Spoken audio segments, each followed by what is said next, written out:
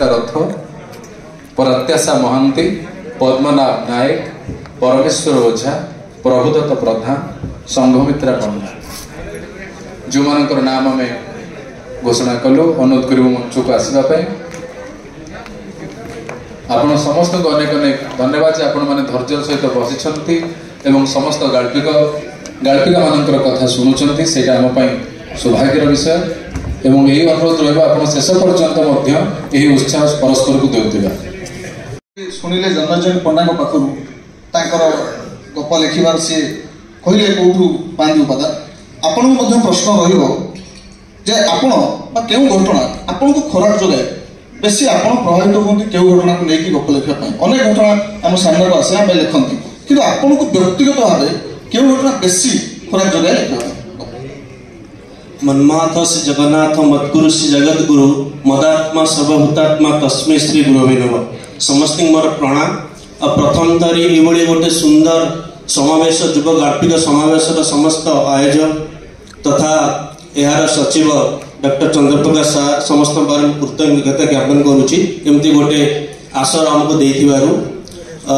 भाई संजय पंडा प्रश्न उत्तर रखुची जे आमे समस्त मनुष्य गोटे जीवनवाद में बंची। जीवनवाद कहले जहाँ आमर वृत्तिगत बेउसा पर भी आ गोटे जीवन थाए जमती कि जे बादर तू हुआना बादी जीवनवादी असल तुई जीवनटा को रखी तू काए चाल चषी सब जीवन को कौ जीवन को आम चषा। सपोज मु बर्तमान जड़े गाल्पिक हिसाब से बसी बाद मु जड़े अध्यापक एमती समस्त विभिन्न वृत्ति थी किंतु जड़े गाल्पिक सी गोटे दूर रही सबू जीवन चषा भूईर सबू प्रकार काम कार्य नजर रखुवा से गोटे गोटे स्टोरी बा कहानी से निश्चित भाव रचना करुवा। जमती कि मुझे आसी सका पहुँचला अनेक गुड़िया कहानी मो सहित घटी गतिशील होती मोर गोटे गोटे छुंक दिए गोटे गोटे कहानी हो पार। विशेषकर आम चतुर्पार्श्व जहाँ भी सब घटना घटुची प्रतिदिन घटुची से सब गोटे गोटे कहानी। मु जड़े डाक्तर जीवन शैली को लेकिन जड़े गाल्पिक हिसाब से भी गोटे गल्प लिखिपारि।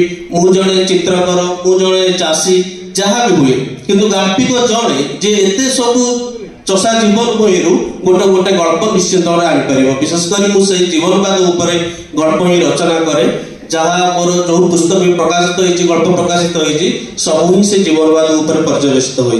धन्यवाद। प्रश्न जे आम बर्तमान एकविंश शताब्दी ये गल्प भितर आम मैजिक रियलिज्म कथा कौचे भूत प्रेत डाहाणी ये सब रहा के जरूरी ना आम अधिक पारे अधिक किसी लिखा जरूरी नहले भी रहिले भी भल अंधविश्वास कि भूत प्रेत नहीं गप जो जदि समाज समाज रे किसी क्षति न पहुँचाए कि पाठक मान किसी क्षति न पहुँचाए रही भल। आम छुआ बेलू ही भूत गप ही शुणु छुआ बेलू आम गप कि शुणा स्टार्ट हुए घर तो बड़े भूत गप ही आरंभ हुए तो पिला बेलू आउ अंधविश्वास कथा जो आम हाईस्कल पढ़ी लक्ष्मी अभिसार जो टीचर ये गपटर सारांश बुझे आम तापर गोटे अंधविश्वास बहुत दिन धरी आम मन रहा जे लक्ष्मी से कदलीटा चोरी कर खाईदेला बोली तो मरीगला।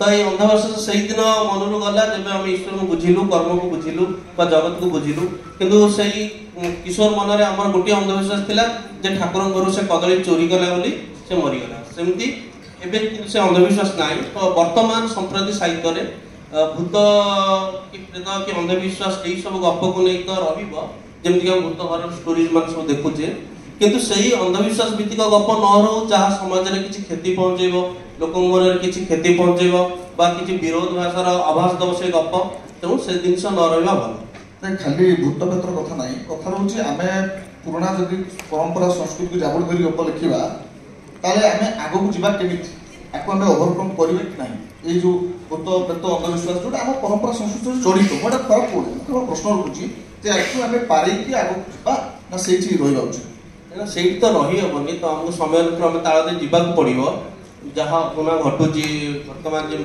जड़े भाई कही आम एरोस्पेस गप लिखुचु बर्तमान एआई भी गप लिखुचु तो निश्चिंत क्रियमाण हम गतिशील हम आगे चलो जेहेतु एआई आसिलानी बा आधुनिक समय बहुत भल भल गप वियोगर गप मु पढ़ुली हुकर बोली गोटे गप पढ़ुली बहुत बढ़िया फ्यूचरिस्टिक गप लिखी रोबोट बा से प्रकार ये नहीं सुंदर सुंदर से भल लिखे फ्यूचर कथा को नहीं तेज आमर कथा आसूची विश्व साहित्य तुलन में आम गप ए प्रश्न जीवन प्रदान को रहिबो।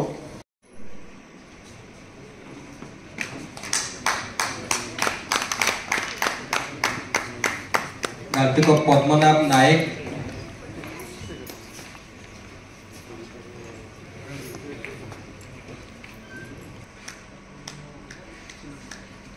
एते विशिष्ट लेखक हाथर पुरस्कार देवाटा गोटे सौभाग्यर कथा।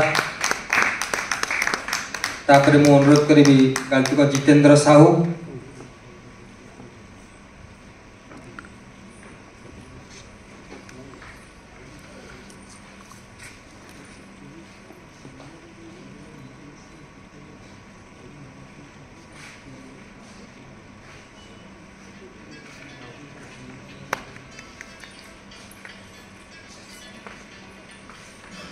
अनुरोध करी गाल्पिक दिलीप बेहरा को